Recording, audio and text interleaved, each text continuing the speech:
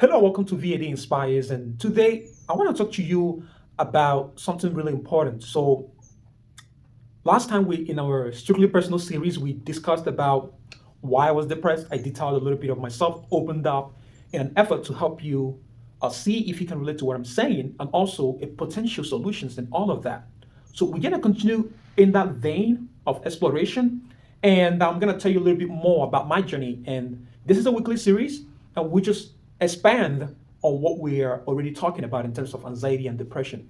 And I think that this would be a good resource for you to reference yourself and understand a little bit about yourself, maybe. So on this part 8 of strictly personal, we're talking about what causes depression and anxiety, right? Part of the things that causes it we discussed on the previous section. We're just going to continue through that vein here. So losing self-respect for yourself, right? Losing self-respect for yourself from too many failed attempts at trying to accomplish something is a big path of what not only causes depression, but also continues to keep you in that depressed state. So it reduces your self-esteem to zero because you've made promises to yourself that you've broken and you have resolved not to make more goals. Because that's what I did, right? I was afraid to set goals. I was afraid to say that I'm going to do something because my word, even to myself, was worth nothing.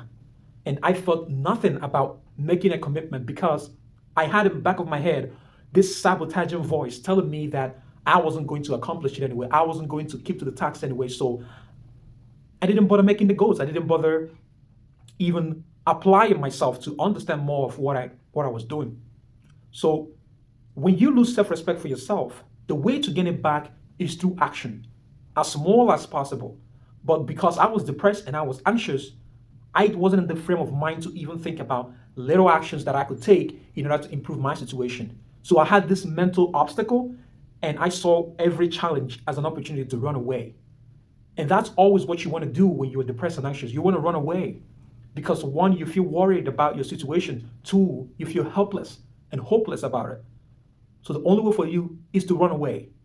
But what you find out pretty quickly, like I did, is that whether you are in New Jersey, in Connecticut, in Delaware, in Detroit, it's the same thing. Whether you even live in the United States, it's the same thing because it's something within you, not something outside, not something environmental. Yes, sure, sometimes you need to change environments in order to be in an environment that will facilitate change, that will help you change. But solving your problem doesn't entail you running away. So one of the things that I did was to run away.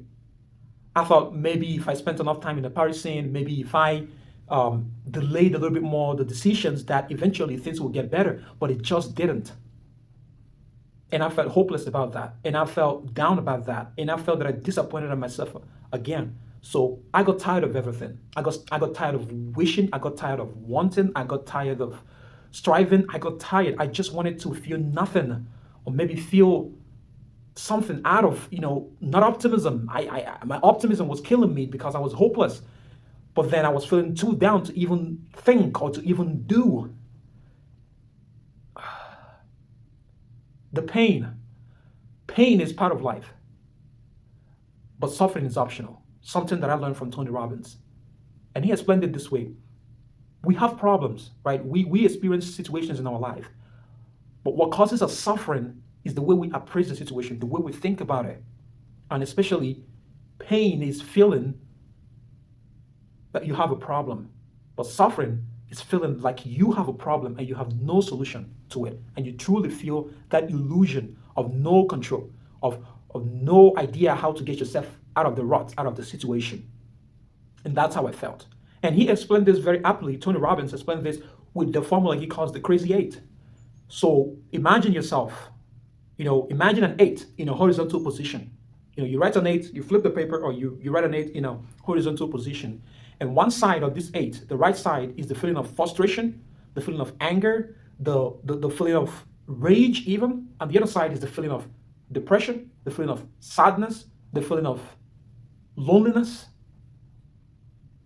And whenever we experience this illusion of lack of control, whether we were traumatized and then we think that we cannot get past it, or whether we have a big goal that we feel incapable of planning to attain, we go on either side of this crazy eight. Sometimes we start with sadness, we start with loneliness, we start to mourn the loss of this enthusiasm or the lack of having real solutions. And then something happens. We go from the one side of this crazy eight to the next side to anger, rage, maybe feeling that the world is unfair, maybe feeling that our partner is being unfair, maybe feeling that our friends are being unfair.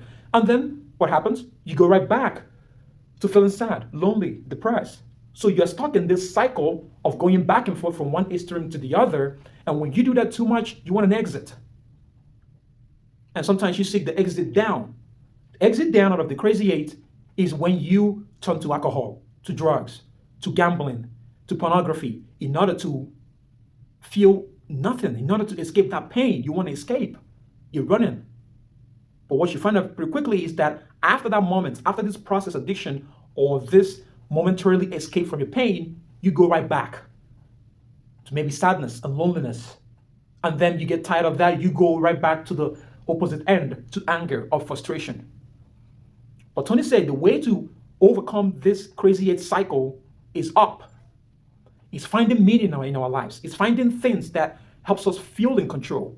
It's finding ways to shift our meaning, shift our focus from what we don't want to what we do want, from anger and despair to optimism and hope. And how do you do this? Right? You shift your focus by finding a goal, something worthy, something that brings you alive, something that makes you find meaning, something that makes you want to live. For me, is doing these videos, is understanding that my path of understanding myself, my psyche, my mind, leads to me helping other people understand their mind, their cycles, and how they can find purpose and meaning in their life.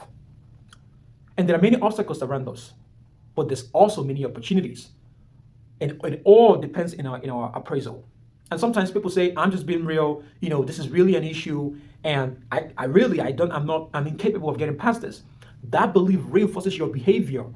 Even though you might muster a little bit of courage to try something, you don't fully give it your best because you think that you have no power or no control over how you act, and then you act in a way that is lackadaisical or disinterested, and you get the outcome, and that outcome reinforces the initial belief you have that you have no control and you have no way of getting out of this rut.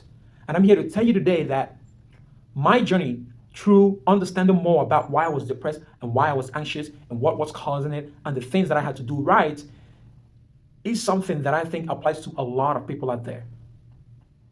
So finding a meaning, finding a purpose, and then finding strategies to help you construct that purpose in a workable way is something that I'm deeply passionate about. It's something that I'm even taking trainings now on.